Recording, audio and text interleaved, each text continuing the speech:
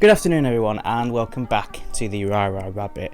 So a couple of years ago now I made a video called Why Lucid Dreaming Can Be Dangerous for Me, and in that video I spoke about my relationship with lucid dreaming, how it's something that has become incredibly important to me over the years, how I've used it to gain insight into my own mental well-being and my various issues around that, and just in general how I think it's a really great tool.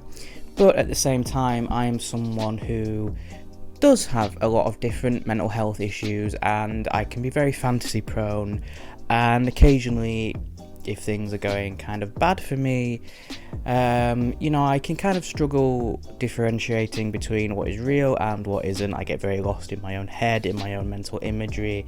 There's a lot of stuff going on, and lucid dreaming has always been something that has provided a safe space for me, a great place for me to work through my issues, but also at the same time it can be a place for me to escape my issues. And when I want to completely shut out reality and retreat into my own world, lucid dreaming can be kind of dangerous in that respect. I did mention in that video how I went through a period where I think I locked myself away for a month and I was just constantly focused on lucid dreaming.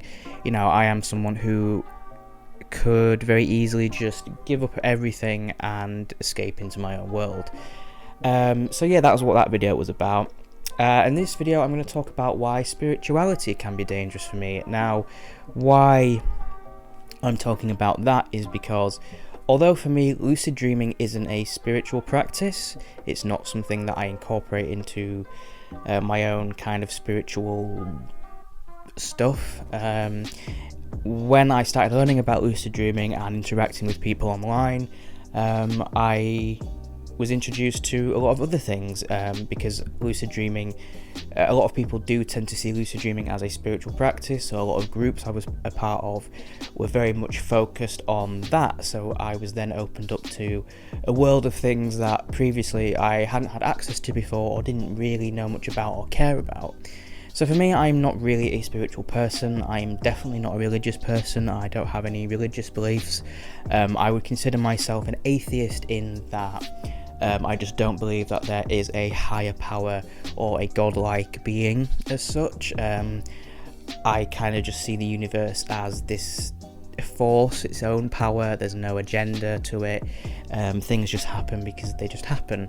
I don't put a great deal of thought or emphasis on spiritual stuff when it comes to my own life, and a big part of that is because of mental health, because I think it would be very easy for me to again kind of attach myself to a certain idea or a certain ideology or belief that makes me feel better about myself but ultimately doesn't mean anything.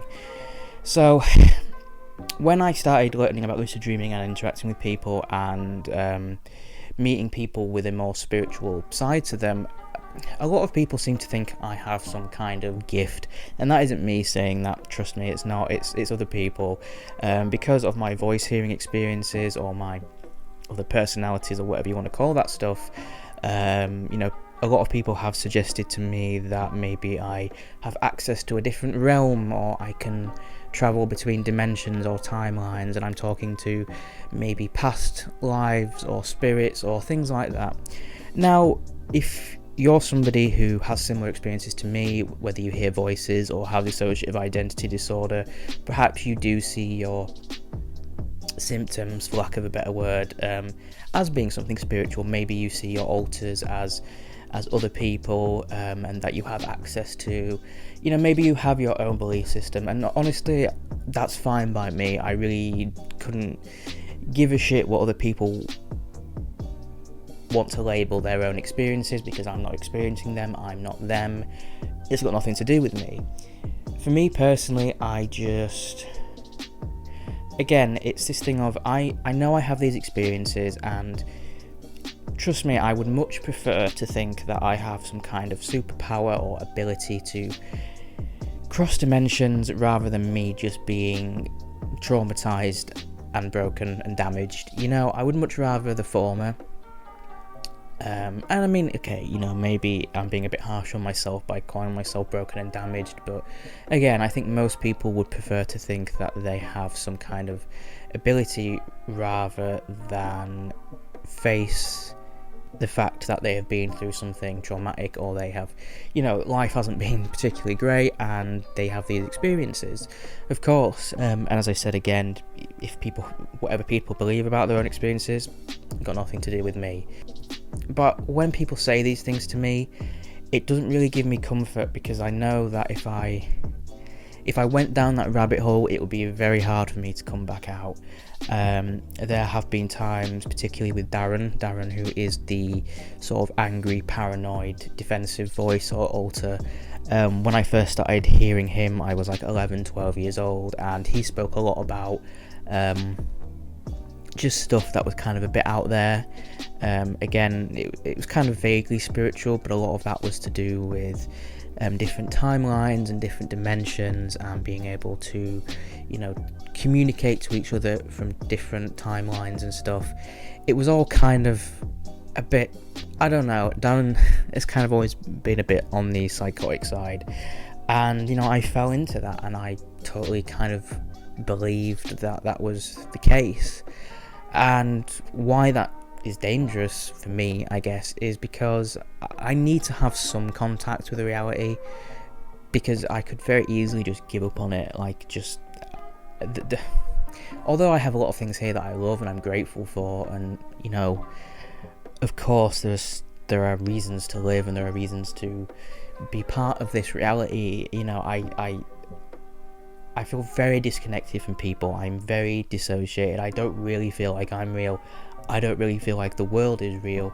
Everything is kind of odd for me. And I need to have some stability in this reality to prevent myself from getting really unwell and just throwing my life away, basically. So for me, that is why spirituality can be dangerous. And I know that spirituality is a very broad word. There are so many things that could encompass, and there are so many conflicting ideas and beliefs within spirituality. So I know that I'm being very general here, but just as a rule, I don't have a lot of big, deep spiritual beliefs, because I think that can pull me away from reality rather than help me live more within reality. You know, I've been to, like, I went to this spiritualist church once, where they were doing like there was a couple of clairvoyants and they were doing readings, and you know, I don't typically believe in that stuff, but I do find it quite interesting just to kind of observe and see what's going on. And again, when I went there were a lot of people who said that they instantly felt something when I was in the room, and they thought one day I'd be up on stage doing what they were doing. And you know, it makes you feel great. It makes you feel like, you know, you're a part of something and that you have some kind of power or ability that makes you special, that people like you for it. But I mean, part of me thinks maybe they were just like feeding me all of that stuff so that I would come back, kind of thing. But yeah, I don't know, I think it can be quite dangerous, especially if you're someone who struggles with reality. So yeah, that was kind of just what I wanted to say, and why I don't really consider myself much of a spiritual person, why I try to keep my head sort of grounded in logic as much as possible, just to prevent me from going off the rails. So yeah, that was kind of just what I wanted to say for this. If you are someone with DID or, you know, similar issues, and you are religious or spiritual, and you see your DID as being part of your religion or your spirituality, it would be really cool to hear what your experiences are and how you deal with that. Or maybe you're someone with DID who is spiritual but keeps those things separate. I don't know, just in general, I always like hearing what the people have to say on these kind of topics. So, I think I've covered everything that I wanted to cover.